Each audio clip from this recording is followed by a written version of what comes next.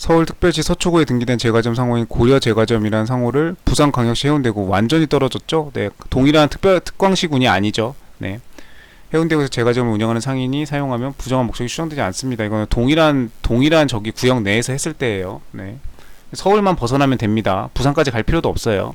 그래서 4번이 틀렸고, 지점의 상호에는 본점과의 종속관계를 표시해야 된다. 주문 그대로고요. 그 다음에 동일한 이 안에서 동종 영업의 상호로 등기하지 못한다 이거죠. 네.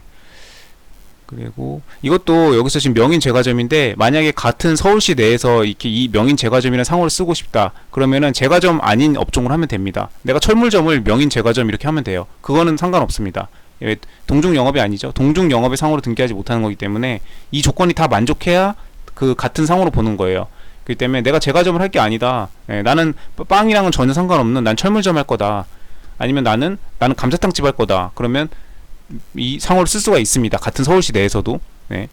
대신 그 감자탕집인데 명인 제과점이라고 돼 있으면 누가 상호를 그렇게 해요? 아무도 그렇게 안 하죠. 네. 그렇기 때문에 이 업종도 당연히 연관이 있기 때문에, 네. 그래서 동종 영업의 상호로 등기하지 못하도록 규정해 놨습니다. 그럼 이종 영업인 경우에는 상관없어요. 네.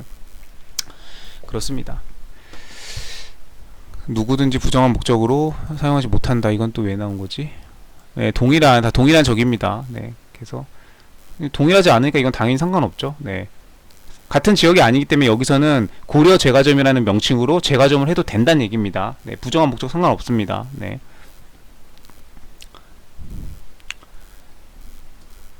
25번.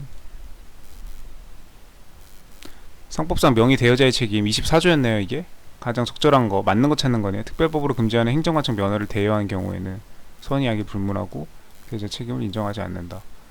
선의 악의를 불문하면 안 되죠. 네, 선의 악의를 불문하면 안 되죠. 악의의 경우에는 보호하지 않습니다. 네. 악의의 경우에는 거래의 상대방을 보호할 필요가 없기 때문에 명의 대여자의 책임을 질 필요가 없겠죠. 선의 악의를 불문하고가 아니죠. 명의 대여자가 상인이 아니거나 명의 차용자의 영업이 상인이가 아닌 경우에는 책임이 발생하지 않는다고요? 네, 이런 거 상관없죠. 네. 항상 상법에서 중요한 거는 표현 책임, 외관 법리, 매우 중요합니다. 거래 상대방 보호. 왜냐면 상대방을 보호해서 거래 질서를 보호해야지. 안 그러면 그 선의의 피해자들이 무수히 발생하죠. 예, 돈 떼어먹히고, 야, 이걸 내가 왜 책임져? 이러고 영업주가 다 도망가요. 다 도망가면은, 예, 나만 혼자 거래 상대방만, 예, 붕 떠가지고, 그쵸, 문제가 많이 발생하죠. 그런 것들을 보호하기 위해서 상법이 있는 거기 때문에 가장 중요한 이거 책임 발생합니다. 그러니까 명의 대여자, 그러니까 영업주, 사장님 책임지세요 이거죠. 네. 사장님 어딜 도망가세요? 사장님이 책임지셔야죠 이겁니다. 네. 약간 그런 마인드로 상법은 접근하시면 좋아요. 노동법 할 때는 근로자의 입장에서 접근하듯이 타인이 자신의 상호를 사용하는 것에 대해 묵시적으로 허락한 경우, 묵시적 허락 당연히 됩니다. 예, 법에서 묵시적으로 해서 안 되는 거 거의 없어요. 아예 없다고 해야 되나? 네, 묵시적으로 하는 거 다 저기 합니다. 책임이 발생하지 않는다. 네, 묵시적이라고 해도 얼마든지 네, 발생한다. 다시 말하지만 계속해서 표현 책임 외관 법리 제3자가 봤을 때, 거래 상대방이 봤을 때, 제3자가 객관적으로 봤을 때, 세상 사람들이 봤을 때 이건 거래라고 봐야 될 것 같다 그러면 거래입니다. 그러면 예, 그 영업주 사장님 책임지셔야죠. 어딜 도망가세요 이렇게 되는 거예요. 책임이 발생하지 않는다 틀렸죠. 발생합니다. 맞는 거 찾는 거죠. 지금 다 틀렸고 4번 명의 차용자가 불법행위란 경우에 영업주로 오인한 경우 명의 대여자의 책임이 발생하지 않는다. 불법행위란 경우에 명의 대여자를 영업주로 오인한 경우 불법행위에 대해서는 책임지지 않는다고 그 판례가 있죠. 네, 25번 볼까요?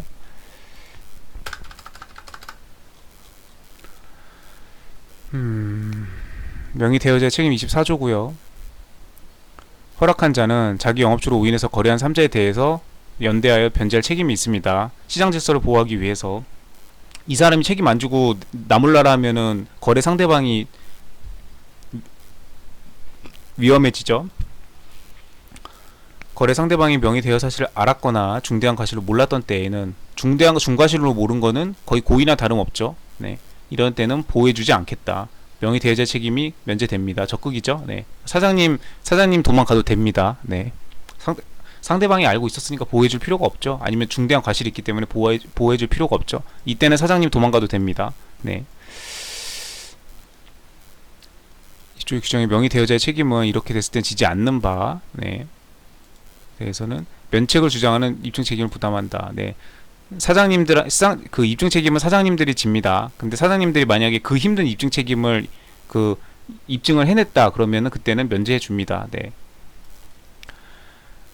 금반원의 법리, 외관주의, 네, 맨날 나오는 상법에서 맨날 나오는 표현 책임 보호하기 위하여 계약을 만드는데 원인을 제공한 변제 책임 지원하는 것으로서 상인이 아니거나, 네, 상인이가 아니라 하더라도 그런 건 아무 상관이 없다. 네, 너한테 사장님한테 초점이 아니고요. 그 거래 상대방을 보호하기 위해서 있는 법리입니다. 거래 상대방을 위해서. 네, 명의 대여자가 이런지 어쩐지는 관심 없어요. 판사는. 네, 거래 상대방만 오직 보호합니다. 다만 네가 그 거래 상대방이 알았거나 이랬던 사정을 네가 사장님이 입증을 했어. 그럼 오케이, 사장님 너 책임 면피 안 줘도 돼. 이렇게 빠져나가게 해주겠다 이거죠. 묵시적, 네, 이렇게 하기 위해서는 뭐 이렇게 이런 게 인정이 되면 되고요. 이런 사실이 있으나, 네, 옛날 판례죠. 82년도 뭐 이런 판례가 있습니다. 네. 이때는 묵시적으로 인정했다고 보기 어렵다고 판단한 판례였어요. 네, 단순히 이렇게 무슨 전화 창고만 사용하게 한 거기 때문에. 다음에 98년도 명의 대여자를 진실한 상대방으로 오인하고 보호하기 위한 것으로 불법 행위를 저지른 경우에는 이거는 그 아무런 인과관계가 없다. 그러니까 명의 그 사장님이 이거를 책임을 질 필요가 없다는 거죠. 왜냐면 그 명의 차용인, 그러니까 뭐 여기는 지금 명의 대여자 차용인과의 관계인데 뭐 그쵸, 이거는 이제 756조랑 그 사용자 책임이랑 좀 연계해서 하기는 좀 그렇네요. 네. 사용자는 피용자의 그 행위에 대해서 사용자로서 책임을 져야 되니까 약간 그거랑은 좀 비교해서 하기는 좀 그렇고 비유하기는 좀 그렇고, 여튼 명의 차용인이 이렇게 불법 행위를 저지른 거는 이 명의 대여자랑은 상관이 없다. 그쵸? 예, 이 명의 대여자 책임을 지는 거는 이렇게 명의 대여자를 이렇게 해서 오인을 하고 이런 이제 그 거래 관계를 형성한 사람을 보호하기 위해서 외관 법리 아까 얘기했죠. 그런 것들을 보호하기 위한 거고, 명의 차용인이 불법 행위를 저질렀다? 이거는 명의 대여자를 영업주로 오인한 거랑 관계가 없는 거 아닌가? 네, 그렇기 때문에 인과관계가 없기 때문에 이렇게 판례가 이렇게 말하고 있죠. 그래서 이때는 그 명의 대여자에게 사장님에게 책임을 지어야 할 이유가 없다. 그거는 명의 차용인, 이 불법 행위를 저지른 그 사람하고 알아서 해결해라 이거죠. 네, 이런 것까지 명의 대여자한테 사장님한테 책임을 지어야 하기는 너무 가혹하다는 거죠. 네, 그래서 이런 거는 잘 알아둬야 됩니다. 명의 대여자의 책임, 또 역시나 또 문제가 한 주제인데 문제 여러 개씩 나와요. 네, 총칙에서만 40문제를 내려고 하다 보니까 어쩔 수 없습니다. 적절한 거. 명의 사용을 허락받은 명의 차용자의 피용자의 행위에 대해서까지 미친다. 명의를 허락받은 명의 차용자가 또 직원을 고용한 거예요. 자기 밑으로. 명의 대여자는 모르죠, 이 사람을. 네, 그렇기 때문에 그 피용자 행위에 대해서까지는 미치지 않습니다. 네, 이건 너무 가혹하죠. 네, 지금 불법행위 저지른 거와 마찬가지로 지 멋대로 피용자 직원을 두었다. 네, 그러면은 그 밑에 직원을 둔 거죠. 알바든지 간에. 네, 그 알바가 어떤 사고를 쳤다. 아니 그것까지 지금 한 달이 건너고 두 달이 건너고 지금 이것까지는 책임지기 너무 가혹하다. 그래서 책임을 지지 않습니다. 여기도 명의 대여자 책임 발생하지 않는다 그랬죠. 아까 불법행위 마찬가지입니다. 그 다음에 그래서 틀렸고 맞는 거 찾는 거죠. 지금 명의 대용자와 차용자의 제3자에 대한 채무는 대여자가 변제하면. 그쵸, 당연한 거 아닌가 이거? 네, 민법을 물어보는 건가? 제3자에 대한 채무는 뭐 부진정 연대 채무겠죠. 뭐 명의 대여자가 제3자에게 변제하면 뭐 누가 변제를 하든 간에 명의 대여자한테 받든 차용자한테 받든 그쵸, 채무는 소멸하겠죠. 누군가 한 사람만 해서 돈을 주면 되니까 둘 다 받는 건 아니잖아요. 네, 뭐 당연한 내용인데 왜 이런 게 지문으로 뜰까? 2번이 맞고요. 책임을 주장하는 제3자는 명의 대여 사실을 알지 못하였거나 모르는데 중대한 과실이 없었음에 대한 증명 책임을 부담한다.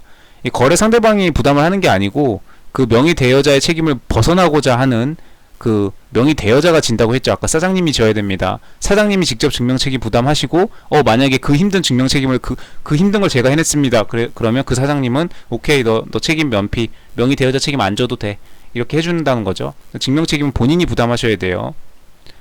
아무 죄 없는 거래 상대방이 지는 게 아닙니다. 그게 틀렸고 주체가 틀렸죠. 증명 책임을 부담하는 주체가. 이런 거는 매우 중요하죠. 민사소송에서. 네, 소송에서는 이 증명 책임이 거의 그 승패를 좌우한다고 봐도 과언이 아닙니다. 자기의 상호할의 대리점의 경우에는 이거는 이거에 대해서 책임을 물을 수 없다라고 했습니다. 대리점은. 26번